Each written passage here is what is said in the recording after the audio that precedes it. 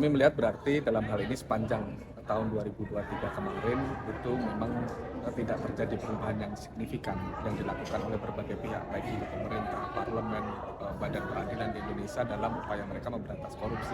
Sehingga kenapa pada tahun 2023 kemarin yang indeks persepsi korupsi kita yang kita launching hari ini itu menyatakan bahwa Indonesia berada pada posisi yang stagnan sama dengan tahun 2022 yang lalu. Nah, stagnasi ini kami menduga bahwa kurang optimalnya kinerja pemerintah, kurang optimalnya kinerja badan peradilan dan lembaga penegak hukum dalam memberantas korupsi di Indonesia. Di sisi lain, kami juga melihat bahwa tahun 2024 merupakan tahun politik gitu, dan kemudian di 2023 kita lebih banyak disibukkan pada proses-proses pendaftaran dan sebagainya, bahkan kampanye calon dan sebagainya, sehingga justru malah isu korupsinya terpinggirkan dari situ. Oleh sebab itu kenapa saat kami meluncurkan indeks persepsi korupsi tahun 2023 hari ini, kami membawa pesan bahwa korupsi nggak bisa ditinggalkan.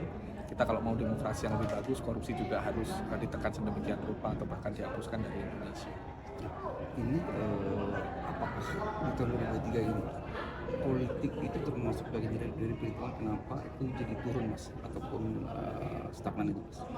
Iya, variabel politis menjadi sangat penting karena kenapa ternyata korupsi itu bisa berjalan itu karena ada situasi atau kondisi politik yang ditutup-tutupi atau tidak transparan. Nah, sehingga kenapa kita melihat bahwa stagnasi ini, kita melihat banyak sekali masih misalnya kebijakan-kebijakan yang dilahirkan itu penuh dengan konflik kepentingan.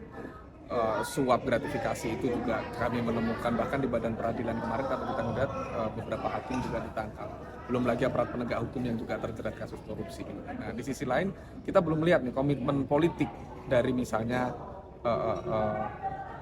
para paslon misalnya yang hari ini yang tahun ini ya ada pemilu dan kemudian mereka akan menang, bagaimana komitmennya. Di sisi lain kita juga melihat kepemimpinan nasional kita dalam pemberantasan korupsi sangat lemah. Lemahnya di mana? Karena sepanjang tahun aja kita lihat banyak huru-hara politik yang lebih diurusin daripada bagaimana upaya memberantas korupsi atau memperkuat KPK kalau kita mau bicara soal komitmen anti korupsi.